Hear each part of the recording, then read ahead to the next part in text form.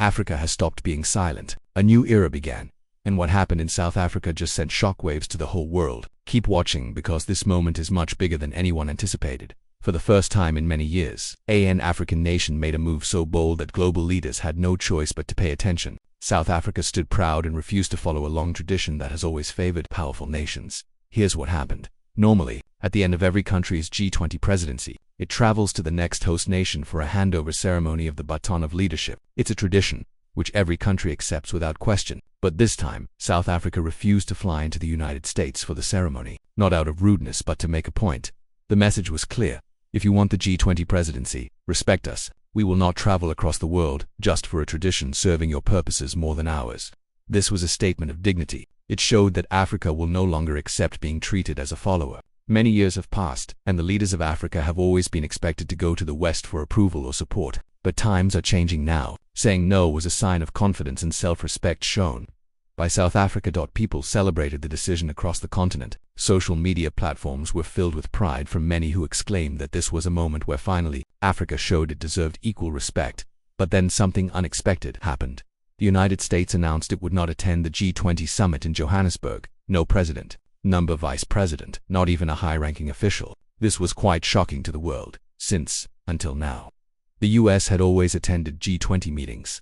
People then began asking themselves, why would the US skip such an important event? Was it politics? Was it because the summit was in Africa? Whatever the reason, many Africans felt disrespected. They said, if we can travel to America when you invite us, why can't you travel to Africa when we invite you? But South Africa didn't react angrily. They kept calm and cool. All they said was, if you don't want to come, that's up to you. We won't beg.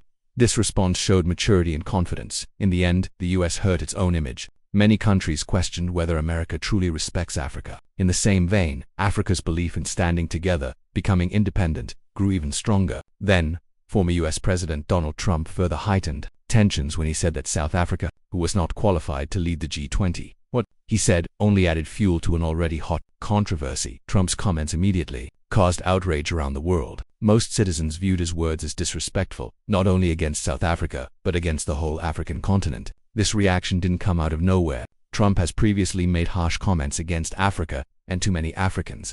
His suggestion that the continent should be recolonized still lingers in their minds. It had caused anger across millions of people. And now, his criticism of South Africa's G20 leadership brought those memories back. But again, South Africa decided not to react emotionally. They didn't quarrel. They didn't whine or beg for favors. Their message came across resolute and unwavering. We earned this position. We deserve this position. We will not allow anyone to disrespect us. The calm and confident posture of the country triggered many conversations on the continent. Many Africans started asking themselves why Trump spoke differently about African nations than European or Asian countries. These remarks would serve as a wake-up call for African youth. Instead of being saddened, they felt energized. Many young Africans said, we must rise. We must build our industries, grow our economies, and show the world what Africa is truly capable of. South Africa's composed response symbolized leadership. It showed that Africa can push back without losing control, and that dignity can be more powerful than anger. When the United States made decisions and comments that many viewed as disrespectful, South Africa did not panic. They did not lash out in an angry mood. They just stood their ground. With dignity and confidence, they said, we will not chase anyone. Respect goes both ways. That reaction impressed nations around the world. Instead of escalating the situation, South Africa focused on principles, not emotions. Their message was as follows: if you choose not to attend the summit in Africa, that is your choice. But our position will not change. This calm approach helps to carry out an important function for Africa's global image. For years, Africa was often portrayed as unstable or overly emotional when facing international pressure, but South Africa proved otherwise. Maturity, strength, and discipline were evident. It was a proud moment for many young Africans. This is real leadership. This is how a nation should act, they said. South Africa showed that respect is mutual and Africa will no longer beg for approval from anyone. They responded with dignity to serve as an example for the whole continent, proof that you don't need to get angry to demonstrate. Strength sometimes silence and calm send a stronger message than shouting will ever do. In that moment, dignity spoke louder than any speech. The tension between South Africa and the United States is not just about a summit or a travel decision. It is something deeper: sovereignty and respect. Sovereignty means a nation makes its own decisions without 4 years. Powerful nations sought to influence African countries, pushing them to follow a particular policy, to sign certain deals, or to act in specific ways that benefited outside interests. But that is rapidly changing. Africa is moving beyond those days, and more leaders are quite vocal, saying, "We are equal partners. We deserve the same respect as any other region."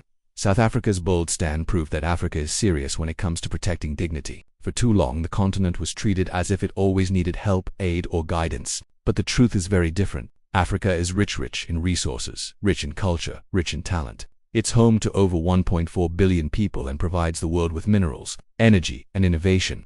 This was the powerful message this moment sent. Africa wants fairness in international politics. No double standards, no disrespect, no talking to it as if it were a junior partner. That is why many Africans celebrated South Africa's decision. Here was a new dawn wherein African nations chose their course and defined their destiny.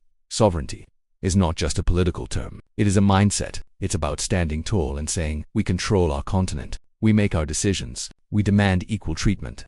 One moment showed that Africa was finally awakening and would no longer accept humiliation. A united, proud, and determined Africa will arise.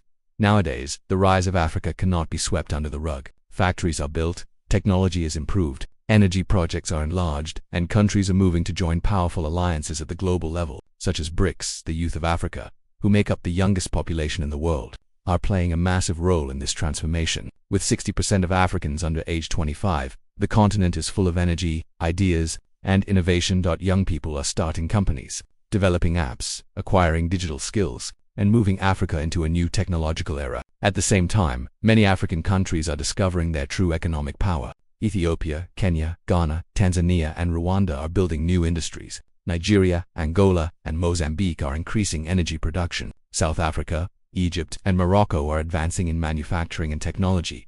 BRICS has also changed Africa's global position, with more African countries joining. The better trade deals, more investment, and louder voice in world affairs that come with membership reduce dependence on Western nations.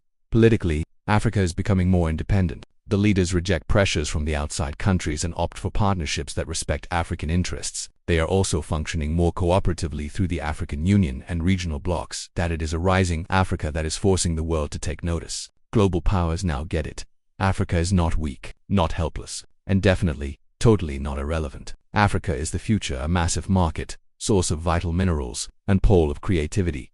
The situation between South Africa and the US proved one thing: Africa is ready to stand firm. Africa is rising, and the world will soon have no choice but to treat it as a full-fledged global actor. So when South Africa announced that it would not be traveling to the US for the handover of the G20, excitement reverberated across the continent. Social media erupted in celebration from Nigeria to Kenya, Ghana to Tanzania, and all the way from Egypt to Botswana. Africans everywhere were rejoicing. It became a moment of continent-wide pride. Many people felt that at last an African nation had stood up to a global superpower with confidence. They said, "This is the Africa we want, bold, confident, and fearless." That decision by South Africa made millions of Africans feel respected and empowered. Africa will no longer kneel. This is dignity. This is the beginning of a new chapter. Read comments on social media. For years, many Africans felt that the world treated their continent as a joke, and its leaders were always abroad to ask for permission. Not this time. South Africa did not chase the United States, and people across the continent felt united and strong. This moment also ignited crucial conversations.